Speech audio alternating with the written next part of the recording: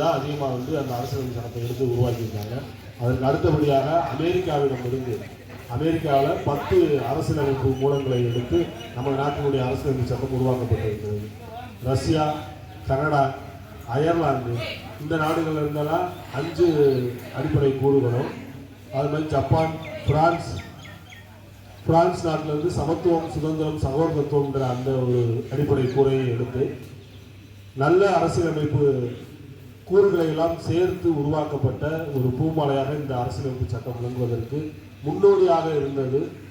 இந்தியாவில் முதல்ல 1773 ஆங்கிலேயர்கள்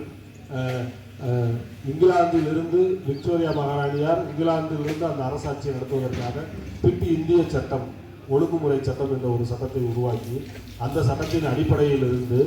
மாண்டேகு சேம்ஸ்போர்டு சீர்திருத்த சட்டம், இந்த மாண்டேகு சேம்ஸ்போர்டு சீர்திருத்த சட்டத்தின் அடிப்படையில் இருந்து சைமன் குழு வருகையின்படி இந்திய அரசியலமைப்பு சட்டம் என்பது 1935ஆம் ஆண்டு இந்திய அரசியலமைப்பு சட்டம் என்ற ஒரு சட்டம் உருவாக்கப்பட்டு அந்த சட்டத்தின் அடிப்படை கூறுகளில் இருந்து இந்த அரசியலமைப்பை நாம் உருவாக்கி நமக்கு நாமே இந்த அரசியலமைப்பு சட்டத்தை முகவுரையை நாம் ஏற்றுக்கொண்டோம். இந்த முகவுரையில் இந்தியா எப்படிப்பட்ட ஒரு நாடு, இது ஒரு சோசலிச,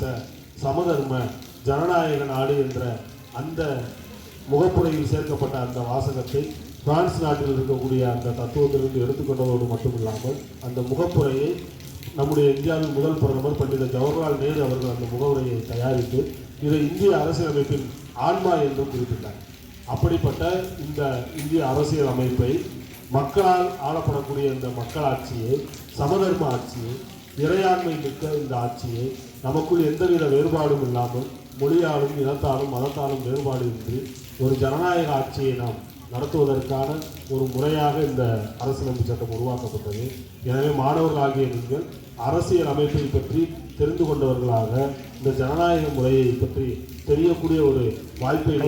உருவாக்கி கொள்ளக்கூடிய நாளாக இதை எடுத்துக்கொள்ள வேண்டும் என்று கேட்டுக்கொண்டு இந்த இனிய நாளில் உங்கள் அனைவருக்கும் குடியரசு தின வாழ்த்துக்களை தெரிவித்துக் கொண்டு அடுத்ததாக நம்முடைய பள்ளியினுடைய தலைமை ஆசிரியர் அவர்களை தலைமை உரையாற்றி தரும்படி உங்கள் அனைவரும் சார்பாக அனுப்புகிறேன்.